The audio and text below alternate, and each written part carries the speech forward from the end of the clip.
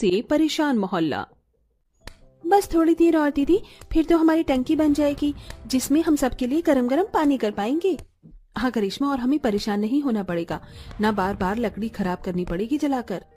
हाँ दीदी, आखिर हम सब की मेहनत रंग लाई। हमने अपने पूरे परिवार के लिए एक साथ पानी गर्म कर सकते हैं अब। अरे ये क्या खिटपिट शुरू कर दी है तुम लोगों ने। सुबह के 5 बजे के बाद से तुम पांचों जुगाड़ू बहू शोर करने लगती हो। पागल हो गई हो क्या? हमें चैन से सोने नहीं दोगी? ठंड का समय है, सब चैन से सो रहे होते हैं। हमारे पति देर रात काम करके घर में ठीक से सो नहीं सकते क्या?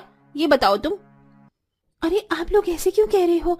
हम तो अपने घर में कर रहे हैं ना, जो भी कर रहे हैं, और ये सब हम जानबूझकर तो नहीं कर रहे। जानबूझकर नहीं कर रहे हो तो क्या कर रहे हो? देखो ये सुबह सुबह का शोर शराबा बंद कर दो, वरना हमें एक्शन लेना होगा कि ये सब तुम्हारा रोज रोज का हो गया है। आखिर ऐसा भी पांचों बहू ने क्या कर दिया था जो उनके पड़ोसी सुबह सुबह आकर उनसे ये सब कह रहे थे और परेशान हो रहे हैं? आइए जानने के लिए कहानी में कुछ समय पीछे चलते हैं, जहां गायत्री देवी अपने 5 बेटों की शादी गांव की 5 बहनों से करवा देती है। 5 बहुओं का गृह प्रवेश होता है। आओ आओ आओ मेरी 5 बहू, आ जाओ। सबको शादी की थकान होगी ना, जाओ तुम सब आराम कर लो, वैसे भी बहुत ठंड हो रही है।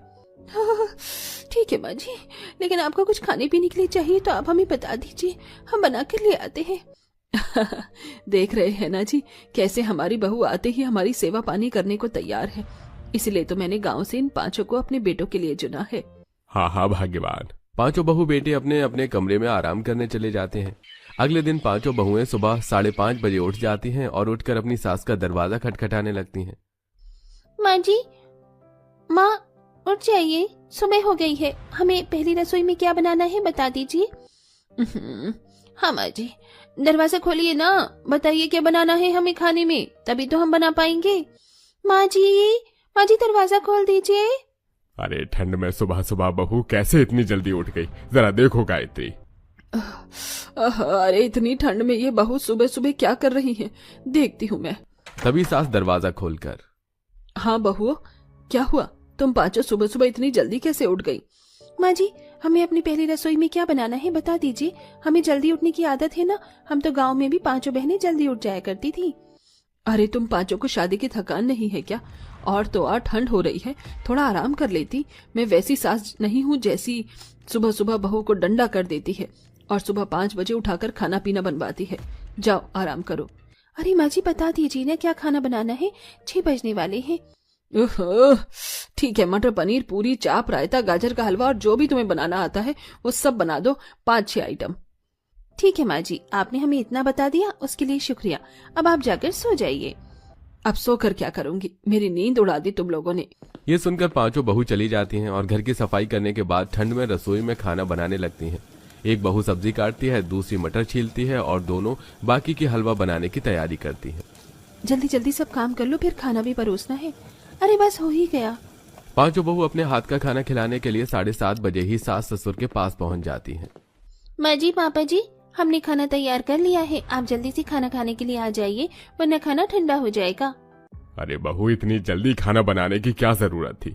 अभी तो 8 भी नहीं बजे और हम सोकर उठे हैं, अभी नहाना बाकी है। तुम इतनी जल्दी जल्दी सुबह उठकर ये सब क्यों कर रही हो बहू? हमारी भी नींद तोड़ दी। चलो ठीक है, आते हैं हम। फिर सास ससुर नहाकर 5 बहू के हाथ का खाना खाने के लिए आ जाते हैं और खाना खाकर खूब तारीफ करते हैं और 5 को नेक देते हैं। थैंक यू माँ जी, पापा जी। पूरे दिन का काम खत्म करके 5 बहू सो जाती हैं। अगली सुबह फिर जल्दी उठ जाती हैं और ऐसे ही सास ससुर को भी जल्दी उठाकर खाना बनाकर खिला देती हैं। और यही तीसरे दिन भी होता है, लेकिन तब ठंड में वो खाना नहीं बना पाती, सिलेंडर खत्म हो जाता है। दीदी अब क्या करें, सिलेंडर खत्म हो गया और खाना बनाना तो जरूरी है। अरे सिलेंडर खत्म हो गया तो क्या हुआ, याद है ना हम गाँव से हैं, जुगाड़ करना हमारी नस में है। चलो चूल्हा बनाए। सोनाली, करिश्मा, शिप्रा, अरे रसोई से मसाले और सब्जी उठाकर ले आओ। दीदी मैं ले आई, शिप्रा जल्दी आना बाहर। 2 बहू जल्दी जल्दी चूल्हा बनाना शुरू करती हैं। जितनी देर में चूल्हा सूखता है उतनी देर में 5 बहू खाना बनाने की तैयारी कर लेती हैं। ओहो, खाना बनाने के लिए चूल्हा तैयार कर लिया, लेकिन लकड़ी तो हमारे पास है ही नहीं, हमें लकड़ी काटनी होगी, लेकिन आसपास कोई पेड़ ही नहीं है। अरे वो है तो सही, गली में जाओ, थोड़ी सी लकड़ी वहीं से ले आओ। मैं भी चलती हूँ दीदी। दोनों बहू गली के बाहर के पेड़ को ही काटने लगते हैं। जिससे शोर होने पर मोहल्ले वाले और ज्यादा परेशान हो जाते हैं।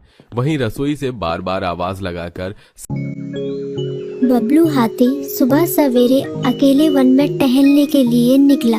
वह अपने ही धुन में चला जा रहा था। लगता था उसके दिमाग में कोई उलझन है जिसे वह सुलझाने की कोशिश कर रहा था।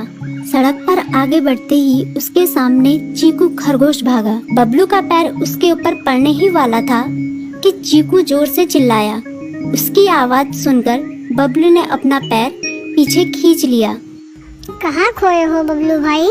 कहीं नहीं, बस कुछ ऐसे ही सोच रहा था। किस बारे में? तुम जानकर क्या करोगे? शायद मैं तुम्हारी कुछ मदद कर सकूं। तुम तो जानते हो आजकल वन में कितनी चोरियां हो रही हैं, पर चोर का कोई अता पता ही नहीं है। इस बात को लेकर वन के सारे प्राणी चिंतित थे। वे वहाँ खुद को सुरक्षित महसूस नहीं कर रहे थे। अरे चीकू भाई, हम मजबूर हैं। हम चोर को पकड़ ही नहीं पा रहे हैं। वह बहुत चालाक है और अपने काम को बड़ी कुशलता से अंजाम दे रहा है। कहीं कोई सबूत ही नहीं छोड़ रहा। हमारे राजा इस बात को लेकर बहुत चिंतित हैं। यही कारण है कि हम सब इस बारे में सोच रहे हैं। अब तुम मेरी इसमें क्या मदद कर सकते हो? मैं कुछ सोचता हूँ, हो सकता है मुझे कोई उपाय सूझ जाए। प्रयास करने में कोई हर्ज तो नहीं है। तुम ठीक कहते हो चीकू, लेकिन वन के गुप्तचर भी अभी तक इसका कोई हल नहीं निकाल सके। इतना कहकर वे चुप हो गए। बबलू की बातों ने चीकू को सोचने के लिए मजबूर कर दिया। चीकू को उदास देखकर बबलू बोला, तुम अपना मन छोटा मत करो। मुझे अच्छा लगा कि तुमने मेरी परेशानी को समझा। कभी मैं भी इस वन के लिए गुप्तचर का काम करता था। एक बार मेरी टांग टूट जाने से मेरे अंदर फुर्ती नहीं रही। तब से मैंने यह काम छोड़ दिया।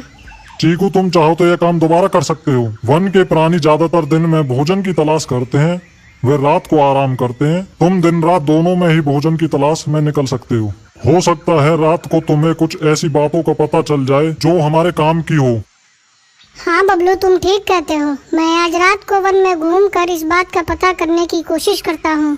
थोड़ी देर बातें करके चीकू अपने बिल की ओर बढ़ गया और बबलू अपने रास्ते चला गया। चीकू के दिमाग में अभी तक बबलू की कई बातें घूम रही थी। उसे समझ नहीं आ रहा था वह बबलू की मदद कैसे करे।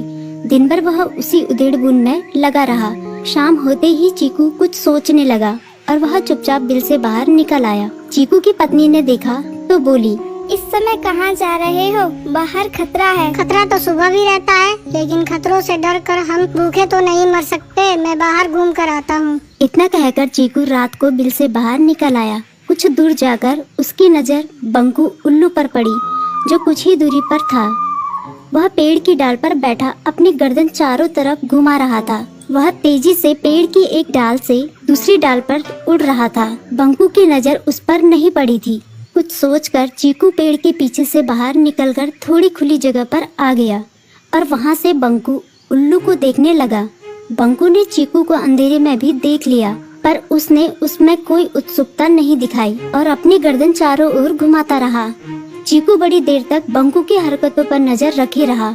वह थोड़ी देर तक खुले मैदान में खड़ा रहा, पर बंकू ने उसे देखकर भी अनदेखा कर दिया।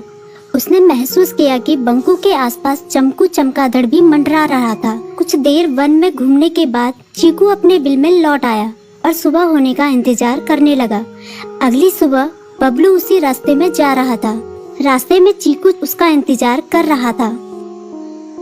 आज बड़ी जल्दी आ गए बबलू। हाँ, आजकल मुझे चिंता की वजह से नींद नहीं आती। कोई नई खबर है क्या? यकीन से तो मैं नहीं कह सकता, पर मैं तुम्हें ऐसे प्राणी का नाम बता सकता हूँ जो शायद चोरों की मदद कर रहा है। कौन है वो? बंकू उल्लू। इतना कहकर चीकू ने रात की घटना उसे ज्यों की त्यों सुना दी। इसे सुनकर बबलू का माथा ठनका। बबलू की आंखें चौंधिया गई। तुम ठीक कह रहे हो। मुझे आज रात बंकू और चमकू पर नजर रखनी होगी। इतना कहकर वे दोनों अपने अपने रास्ते चले गए। बबलू रात को अपने साथियों के साथ बंकू पर नजर गड़ाए रहा। उसकी संदिग्ध गतिविधियों को देखकर बबलू ने उसे उसके साथियों चंकी और संकी लोमड़ के साथ पकड़ लिया। बबलू ने सख्ती से पूछताछ करनी शुरू कर दी। तुम इस समय बंकू चमकू के साथ क्या कर रहे हो? हम चारों दोस्त हैं, इसलिए साथ बैठकर बातें कर रहे हैं।